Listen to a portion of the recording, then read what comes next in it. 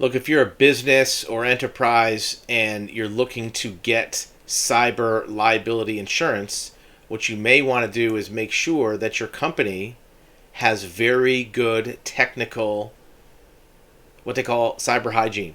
And why is that? Well, cyber coverage is determined in part by an organization's overall cyber hygiene.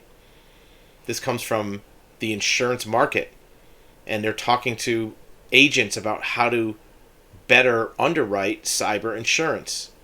The most important thing is making sure your client, if you're an insurance company, has good best practices in place for technology. It doesn't have to be anything advanced. You don't have to have a full-time IT person, but just make sure you're using basic practices. Well, what are those practices? They change all the time. If you're looking to get cyber insurance, what you probably want to do is contact your insurance agent, ask them what are the general requirements for the different carriers that they have. Have them give you a checklist. Put those policies in place first before you try to apply for insurance. Then when you apply, you can show your carrier that you have a tight ship, and you're probably more likely to get not only coverage, but a better premium quote and better options. You may be able to choose from multiple companies.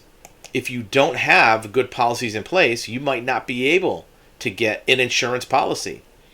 What are the odds it's going to happen? Well, according to the article, within the next few years, nearly half of companies worldwide will experience cyber attacks on their software supply chains. Think about it. You have fire insurance on your business.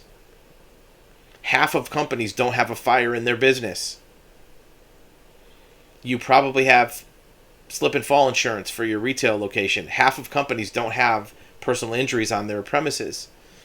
Many companies do not have cyber, but half of companies are going to have an attack. So it's very important to get it. And the coverage is relatively cheap as long as you have good policies in place, procedures in place for your company before you start looking for insurance.